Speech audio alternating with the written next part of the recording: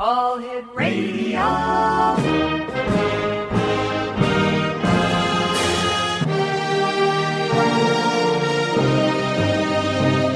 Welcome to the X Zone, a place where fact is fiction and fiction is reality.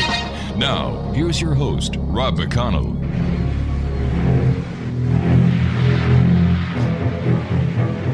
We are here on the beach where a giant shark has just eaten a girl swimmer. Well, Mr. Jaws, how was it? Dynamite! And what did she say when you grabbed her? Please, mister, please. I know sharks are stupid, but what did you think when you took that first bite? How sweet it is. Mr. Jaws, before you swim out to sea, have you anything else to say? Why can't we be friends? Why can't we be friends? With me now is the local sheriff. Sheriff Brody, the shark will be back for lunch. What do you intend to do? Do a little dance, make a little love, get down tonight. Just arriving is oceanographer Matt Hooper. Sir, if someone is attacked by a shark, what should they do? Do the hustle. We are going aboard the fishing boat of Captain Quint. Captain, will you be able to catch this giant shark? I will. Thank you, Captain. Captain, when you catch one of these sharks, what do you feel like? Like a rhinestone cowboy. We've just sighted the shark again. He's coming straight for us. Captain Quint is shouting something at him. Get your baby one of these nights. Hey, Jaws, the captain says he's going to catch you. What do you think of that? Uh-oh, here he comes again.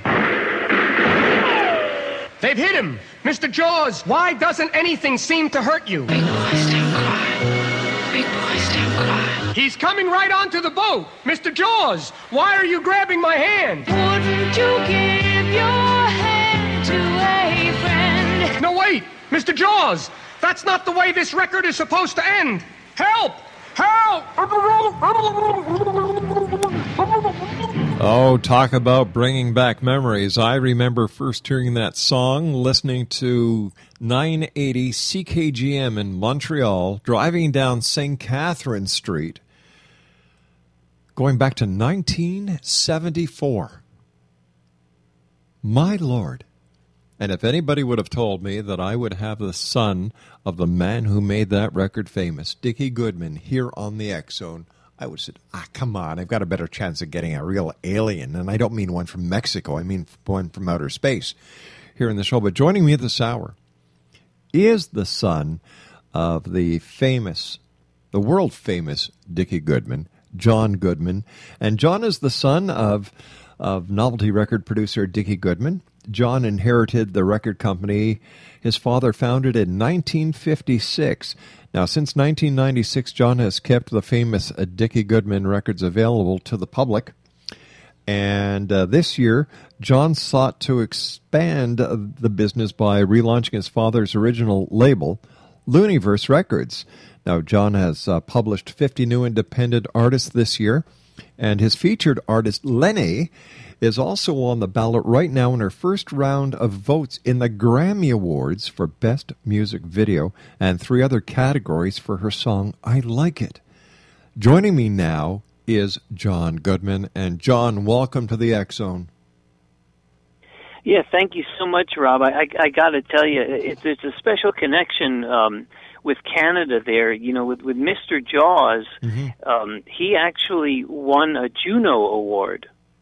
Wow. And he got a gold record from Canada as well. So I know Mr. Jaws was big there, and so it's pretty significant to me. I had there's so many little things about my father's stuff that he didn't tell me everything, so I sort of discovered it here and there along the way, and I had only even found out about the Juno Award not too long ago.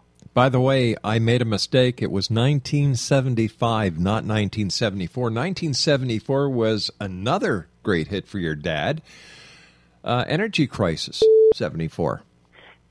Yeah, Energy Crisis 74. For whatever reason right now, that is the big one lately that's getting the most airplay, and so there is something about that resonating with the public consciousness. I've got no idea really what it is, but what people are tying it into. But it's getting the most play these days.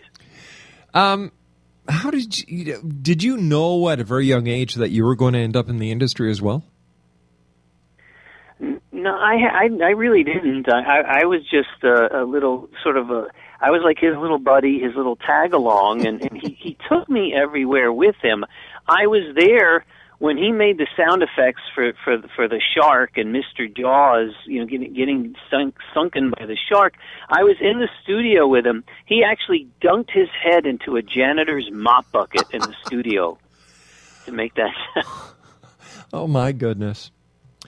How many records all told did your dad work on? That's another part of the story. I mean, to this day, I've put out a few hundred of his records that I know of, but every once in a while they resurface. They surface, and I've done copyright searches, all that sort of stuff, but every once in a while a new one comes along that I never even knew existed before, and it'll be a fan presented to me. It'll be on YouTube, and there's a whole real story at some point I'd like to tell concerning just that point. Well, why don't we do that after this commercial break? Exonation, John Goodman is our guest, www.dickiegoodman.com. We'll be back. Don't go away. We've just sighted the shark. We are here at the White House for a special report on the energy crisis.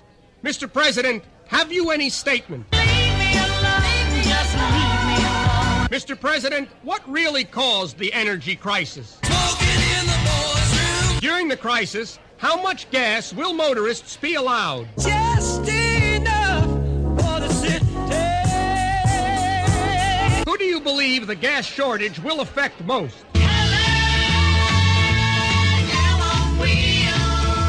Mr. President, the crisis must be solved. What do you intend to do? Keep on playing those mind games. With me now is the head of the Federal Energy Office. Sir, you hold an important position. What are your qualifications? I'm a joker, I'm a smoker, I'm a midnight toker. Mr. President, have you anything to add? Leave me alone, just leave me alone. Here with me is the new Vice President, Chevy Ford. Sir, how would you sum up the gas shortage?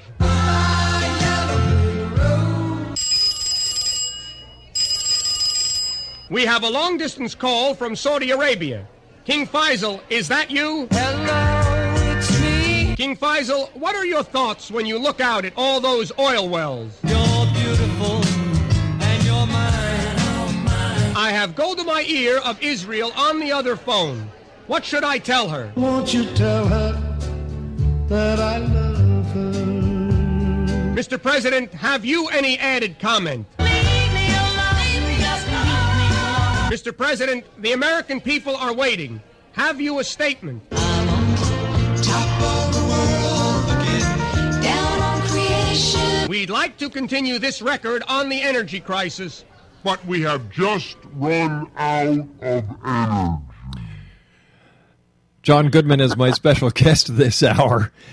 John Goodman is the son of Dicky Goodman, the famous Novelty record producer. And for more information where you can get these fantastic records, www.dickiegoodman.com. Listen, let me ask you a question, John. How can you possibly pay a recording artist 100% royalty, which has never been done by any other company, ever? Well, it's like the best-kept secret of the music industry. There's this ancient company called the Harry Fox Agency, and they collect something called mechanicals. It doesn't come, it's for the rights of a song that lasts even after a song's expired in a copyright. And it doesn't come out of an artist's share of retail sales. And so big record companies know this, but they don't bother to tell the artists about it. So it's something that makes it possible to do, and I just decided to do it that way.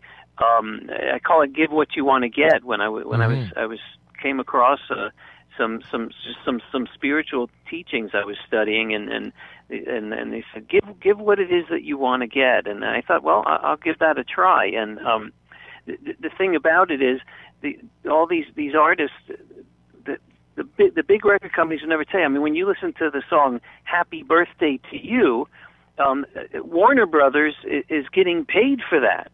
They're getting their mechanical, even for that. It's from the 1800s, I think. So, how has the digital recordings affected the major record companies? For example, I understand the Eagles released their own last album through Walmart. Cutting the price right down in half for a dual-sized record. How is the digital sales affecting the record companies? Well, it's really making music. Music is getting further and further towards being free, really, because YouTube is actually the number one source of music right now. So anybody could go on and listen to their music on YouTube, just as an example. And then the streaming services, which just pay like a fraction. They have like a membership. And they pay a fraction of royalties. iTunes was the big one, but they're no longer. iTunes is no longer the number one source of music. It's way far behind the others now. So, if music one day is going to be free, how will the artist make any money? How will the record company make any money? That's a great question, and I really don't know. I do know that the big thing that I'm concerned with is just getting the artists heard, because when you listen to the radio these days, they're playing, they've got the 40 songs in rotation, and that's it. But there's millions of songs out there, and everybody wants their voice to be heard, and there's so much wonderful stuff waiting to be discovered, and that's another part of my motivation to do this. I understand, John, that your label has managed to release more artists than any other major label this year. How did you do that? I've been putting out these new artists more than one a week, and major record labels, the way they do it, they get one small group of artists and they pump millions of dollars into them and keep them in the news, and everything's about just that handful. And to be honest with you, I don't even know how I did. I'm utterly amazed. I took a leap of faith, and that I would even be able to do this at all, and it just sort of came together. By a whole sequence of synchronicities. I didn't know how it was going to be done, and I just took the step. I put up the website and I said I would do it. And the next thing you know, I was on the radio, I was in the newspaper, and an agency called me and said, "Hey, you want us to send you artist submissions?" And I said yes. And it just happened just by taking that first step. So as you were saying, the larger companies have millions of dollars that they pour into the handful of acts. They do massive marketing. How do you compete with these guys? You really can't compete with them. I mean, it's just I had one DJ say, "Look, the best you could hope for is have one or two of your artists do pretty good, and then just sell out to one of the big labels." And which okay, that'd be fine if they could do more for them. But sure, that's just it. All of these people are out there, and they're looking for this magical dream to come true, that a big record label will discover them and make them a big hit. And the odds of that are like winning the lottery ticket in one hand and getting struck by lightning in the other. Shows like American Idol, how do they help a company like yours, a record label like yours? With a lot of those shows, people don't realize that even on those shows, you end up with one superstar coming out of the mix, where it began as literally stadiums across the country, city after city after city, entire stadiums filled with contestants before they narrow it down to the group that's going to be on the show, and then you really get like one big winner that has a real thing come out of it, and so even with that, it's really something how you could have so many millions of people with the music, and that might be the reason why it's thinning out as far as getting paid for it, where there's so many music sites now for people to put their music on, like the SoundCloud and the Pandora and things of that nature. So people are finding a way to use the modern technology to get their stuff out there. Has karaoke singing helped the music industry? It helps me after I've had a few drinks, and then I mean, what I always do is when I'm trying to recruit a singer, a lot of times the ones that really have a lot of talent, oftentimes will be a bit shy and not necessarily looking for the spotlight. And I'll say, can you sing? And I'll say, come on, we all do it in the shower, don't we? That's true. That is so true. What were the paranormal connections between Dickie started in the business and what you're doing right now? I know there's a connection. Well, yeah, when he first started, he started, The Flying Saucer was his first big hit record, and it was an overnight hit. And he named, they said, well, we got to have a George Goldner, the producer, Roulette, and said, well, look, you're going to need a name for this record label. And he called it Universe. But it turned out there was another universe. So he found himself in a factory handwriting an L in front of every record coming off the press, changing it to Luniverse.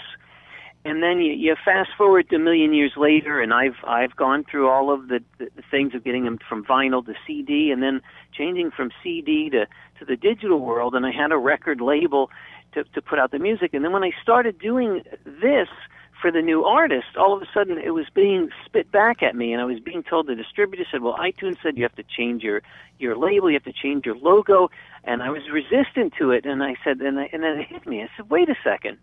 This is exactly what happened to my father in 1956. He had to change his label. I said, so what am I going to call the label? Well, I guess I'm going to have to call it Luniverse. I'll start Luniverse again.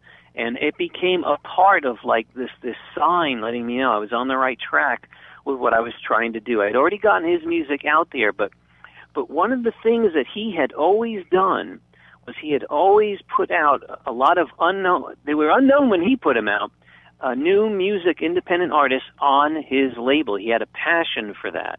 And so that's what I began doing myself now. And a lot of them went on to become very famous. Such as?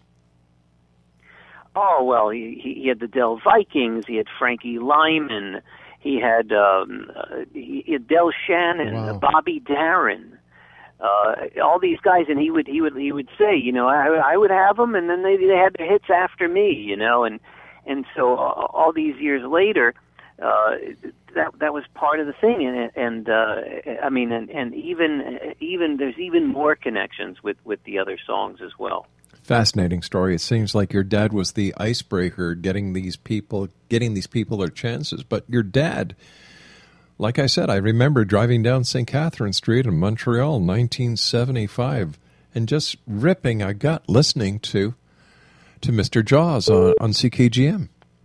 Fascinating. Dickie, you and I have to take our commercial break with the news at the bottom of the hour, so please stand by. I'm sorry, John.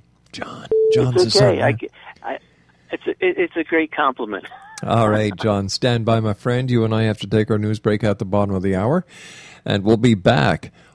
And joining us on the other side of the half hour is going to be Lenny, one of John's up-and-coming stars. She's going under the voting process right now to get a Grammy.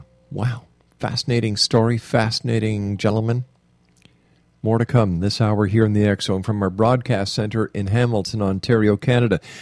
Now, X Zone, if you'd like to listen to us 7/24, 365, just go to our website, www.xzoneradiotv.com. And I always love getting your emails, xzone@xzoneradiotv.com.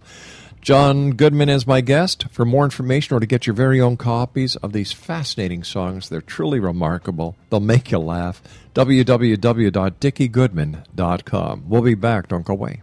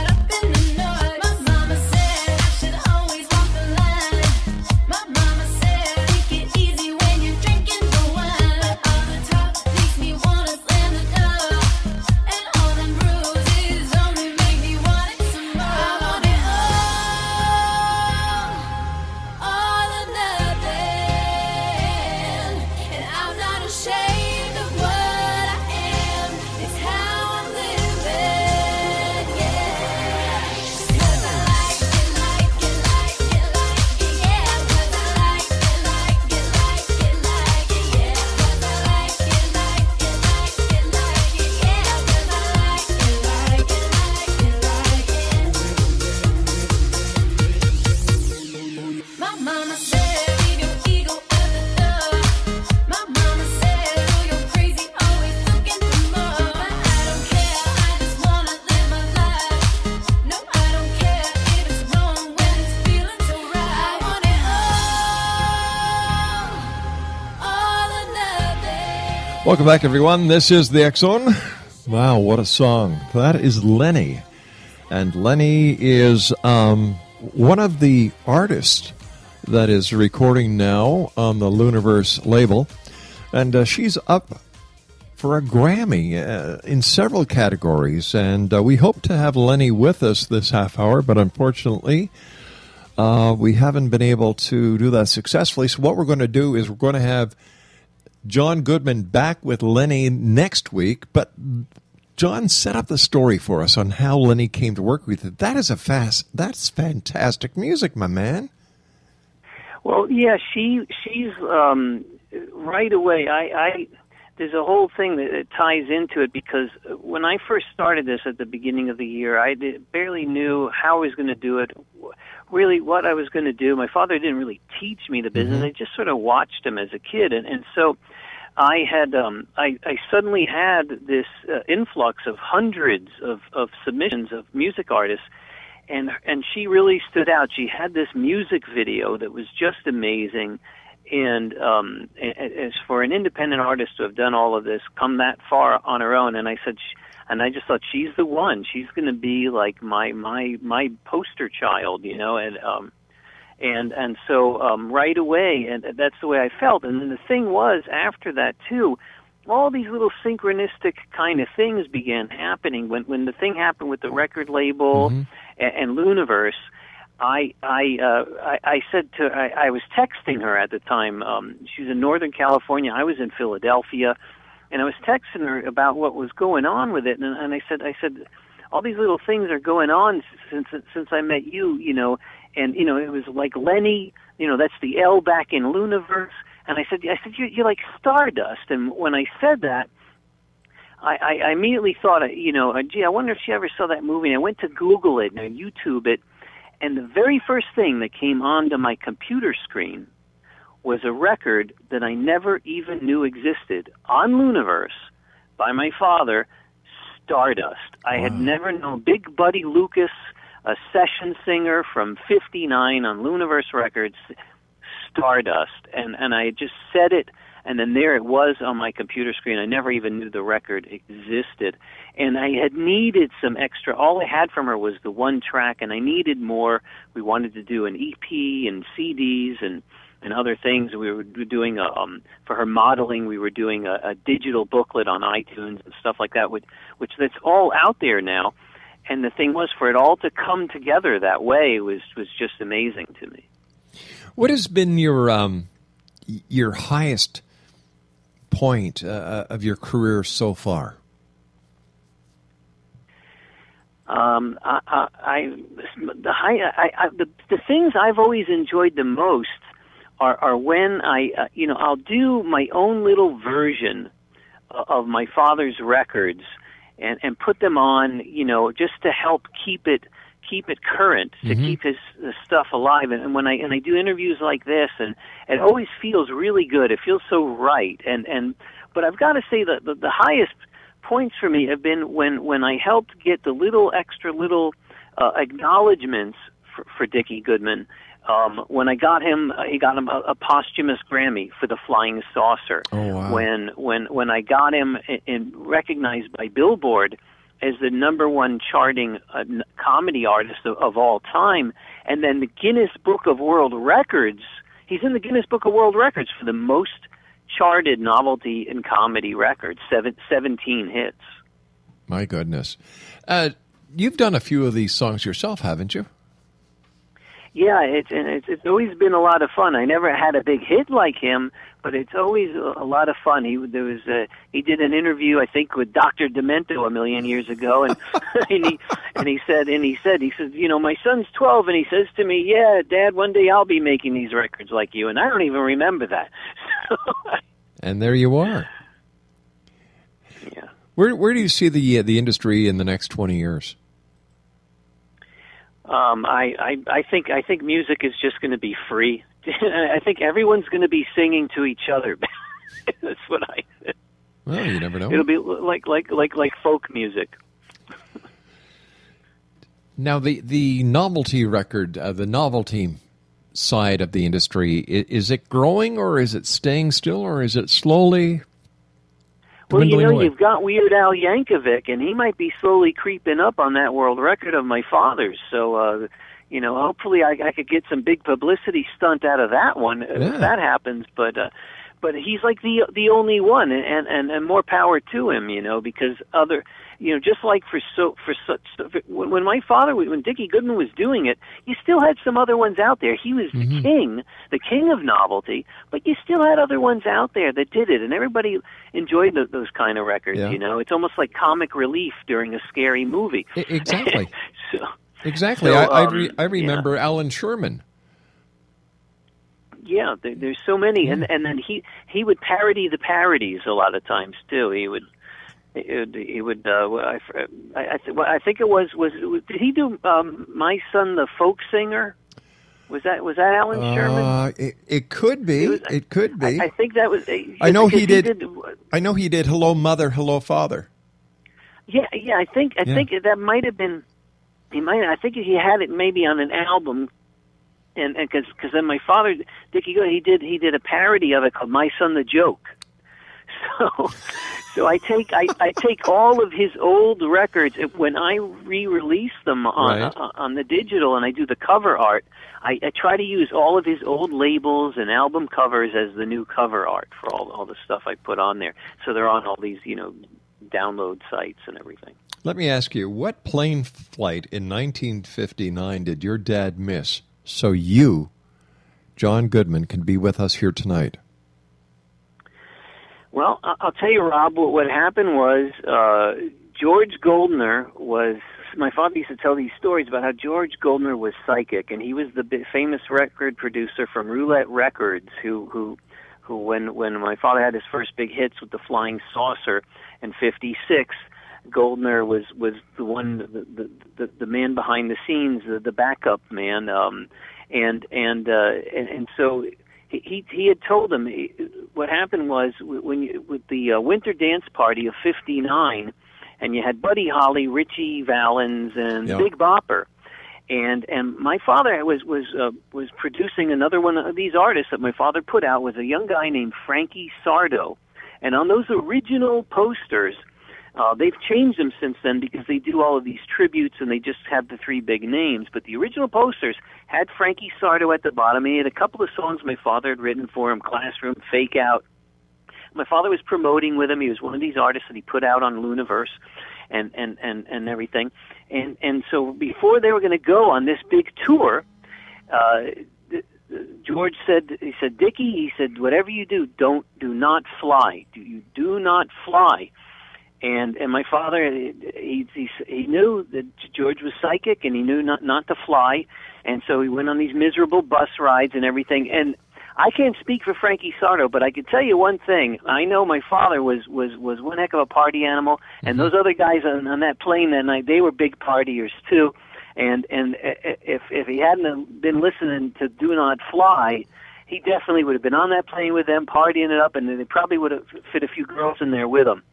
So he was a big instigator. So he had listened to him, and I can't speak for Frankie, but I know that night that for that whole trip he was listening to George. Do not fly. Wow. What advice do you have for people listening tonight who may want to get into the industry and they have an idea, or they have they've got a concept, they've got a demo that they'd like to get somewhere? What do you suggest? Well, the first thing I would say is they could go right to my website and fill out the contact form. The second thing I would say is that follow your dream and just make sure that the reason for your dream is because it's something you love to do anyway. Mm-hmm. I mean, I'm sitting here right now with this phone call with you from my day job.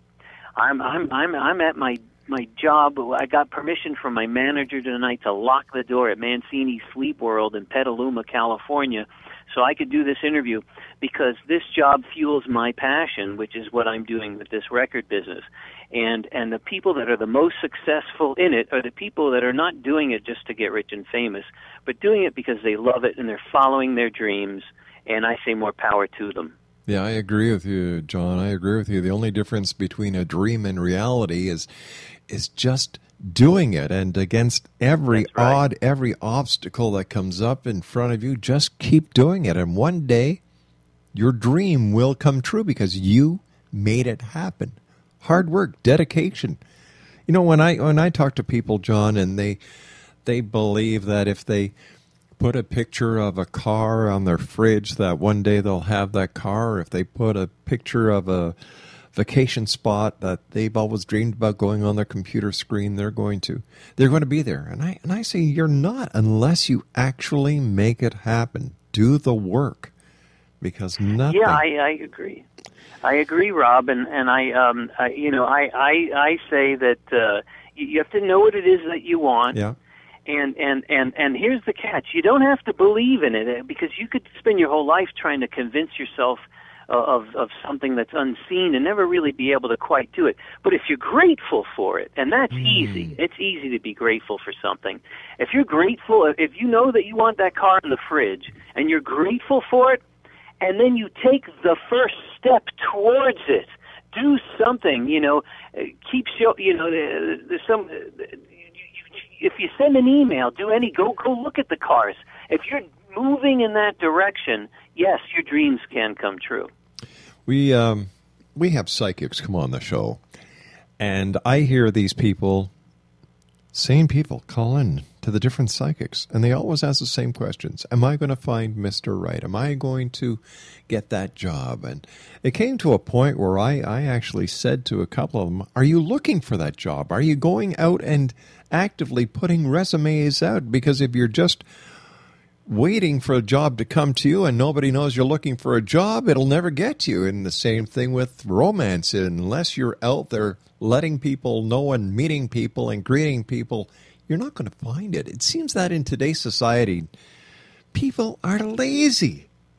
Well, most people are lazy. Yeah, well, there was a guy I listened to named Mike Dooley, and he said something that really works for me. And he said, "Keep showing up." Yeah. Keep showing up. I mean, he's a true believer in the picture on the fridge too. But the one thing he adds to it, he says, keep showing up. You move towards it. Move towards your goal, and you do need to actually take action. No doubt. So, where are your recording studios now, John? Well, I moved out here. I had this great calling that was part of this whole thing where I just had the redwood. You remember Close Encounters of the Third Kind? Sure can. And he's building the mud mountain in his living room, and he doesn't know why. Devil's I Peak. had for about 2 years prior to this thing about redwood trees. I didn't know what it was. I didn't know where they were. I just had this thing, this calling to the redwoods. The trees were calling me. I started having all kinds of experiences with trees that were just really strange and unique. And part of that connection, when I met Lenny, she said, when she described where she was in Northern California with the redwood, and there was one other extra little thing she added to it because she could have never known. The one hang-up I had about, if I got to go live in the woods somewhere, I won't be near the water, and I kind of like the water. She goes, you'd love it here. Not only do we have redwoods, but it's right on the beach. Oh. And I didn't even know. I said, that's it. That's it. I'm on my way. Son of a gun. So, are you? What's in the future for Luniverse? In the future for Luniverse is I'm gonna keep on putting out these records. I'm gonna keep on. Every new day is a new day of synchronicities. Today I was talking to Rich Appel at Billboard, and he had confirmed for me another organization that helps you actually get the music on the radio for the artists, and he was astounded by the number of records I put out there, and so he went ahead and he interviewed me as well, and I was just asking for advice, and it just this all just happened today, where I stumble upon another way of trying to get the artist's songs actually some airtime and some airplay on the radio, and I'm grateful to you, Rob, for having me on, playing my dad's stuff, and even my artist Lenny, all the other music artists are going to be just so they're going to love this. All right, stand by, my good friend. You and I will come back on the other side of this break as we continue here in the X Zone with John Goodman. Don't go away.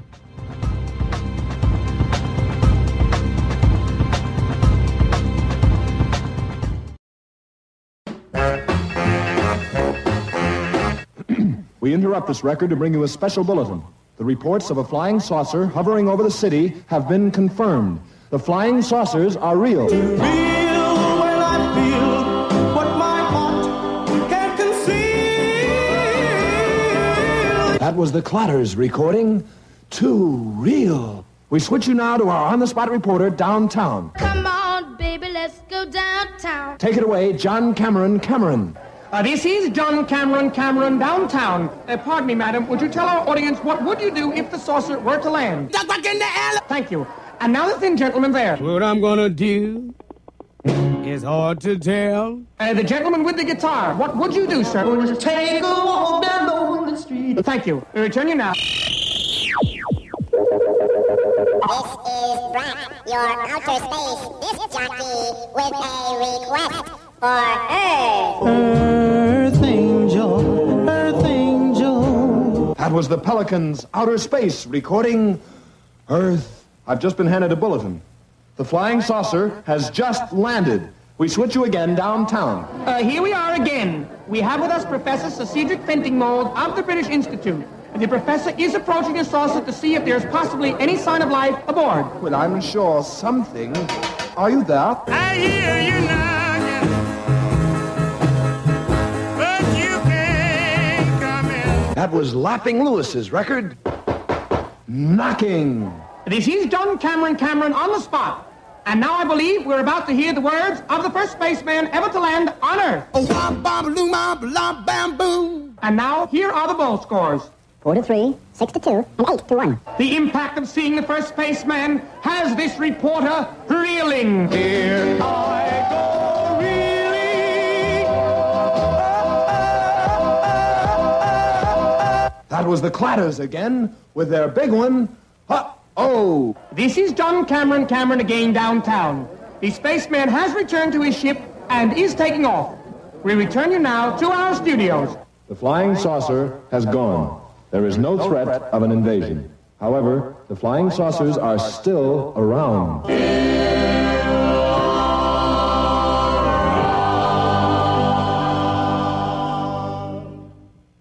John Goodman is our special guest this hour. He is the son of the famous Novelty record producer, Dicky Goodman. First of all, John, I want to thank you ever so much for coming on the show and for sharing some of the great Novelty records that your dad brought out so many years ago that still brings smiles to everyone's face who listens to these records. And you know what? I look forward to the next time you and I meet in the next week when we have Lenny with us. Yeah, that'd be great. Thank you again, Rob. That flying saucer record. I mean, that was back in the 50s with the flying saucers. At the time, I mean, they actually had sightings over the White House in Washington D.C. of flying saucers. It was a really a big phenomenon at the time, and that's where his original inspiration to do these type of records came from. He was enthralled by these goings on, and then he just continued doing it over the years about other phenomenon that captured the culture's awareness at the time, whether it was something going on in politics or entertainment or what have you. I've got about 40 seconds left. First of all, once again, thanks so much. Where can people get copies of these great songs for their own personal libraries. I've been giving out your website at dickiegoodman.com, but are they also available at other online locations? Oh yeah, you've got your iTunes, you've got your Amazon, you've got Spotify. Those are some big ones, and there's so many now that most people have like some sort of a favorite, music streaming or download site that they go to for their music, the vast majority of the time, and you could go to virtually any of them throughout the whole world. Hey, John, I hate to do this, available. but we've just run out of time. Thank you so much for joining us. I look forward to next week when you're back with me, and Lenny will be joining us as well. Take care, my friend. Rob. We'll be back, Exo Nation. Don't go away.